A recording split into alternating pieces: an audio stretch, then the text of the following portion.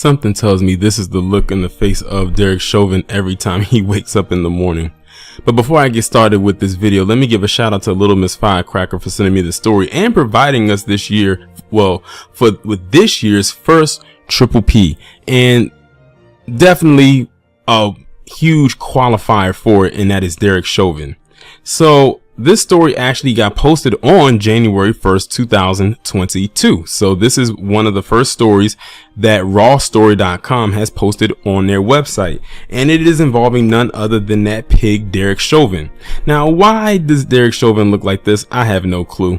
But the story that I'm about to talk about, let's just put it this way. They're going to try to make us feel bad for him, and we don't. I don't.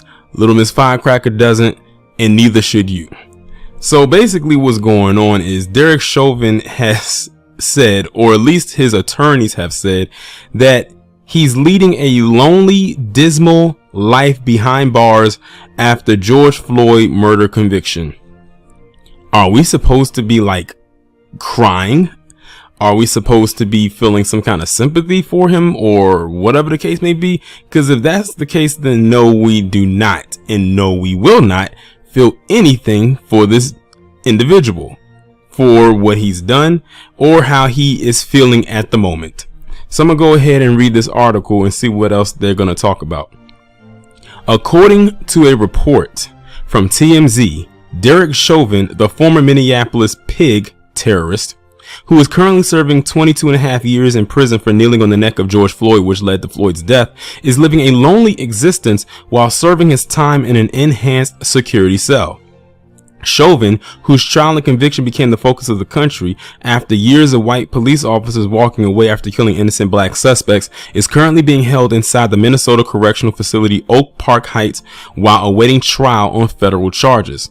According to sources speaking with TMZ, Chauvin's life is dismal, as he spends all but 1 hour a day locked in a cell by himself. So basically, for 23 hours a day, he is literally looking at 4 different directions.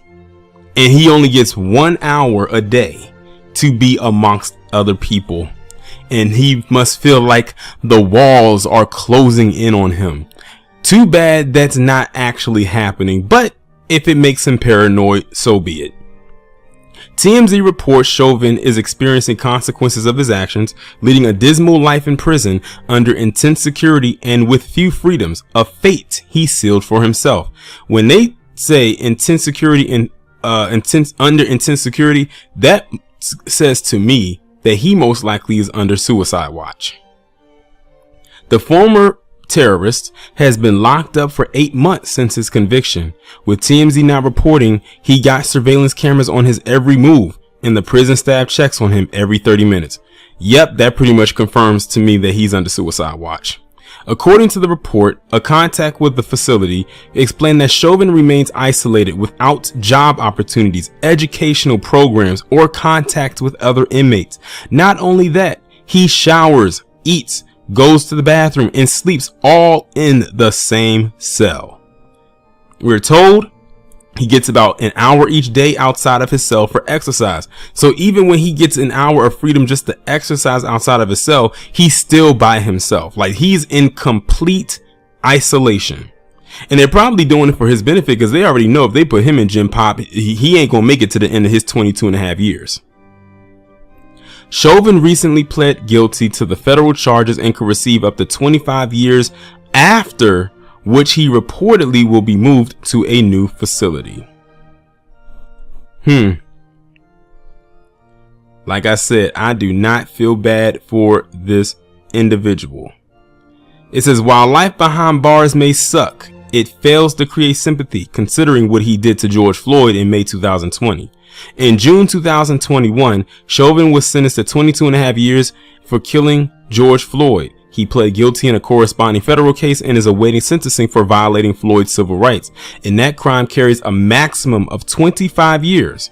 Once he's sentenced, he'll be placed in a permanent facility. So basically what they're saying is, And the reason why he's pleading guilty is because he already got found guilty of the charges already that's giving him 22.5 years. He's pleading guilty with this one because he hopes that if he is found guilty, which he most likely will be, that a plea deal will most likely come his way and he doesn't have to do a full 25 years.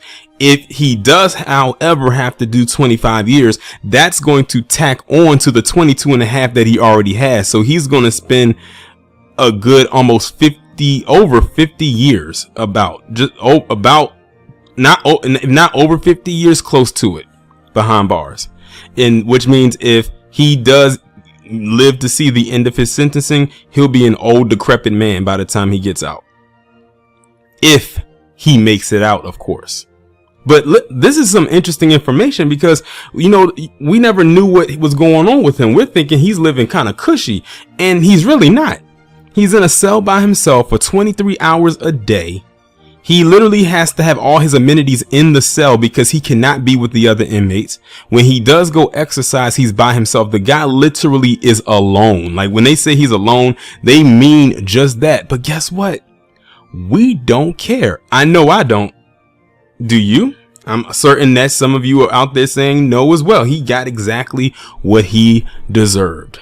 And he's getting what he deserves. And let's not also forget that he still has those pending charges from the tax evasion with his estranged wife, which he most likely can be found guilty of as well, giving him even more years.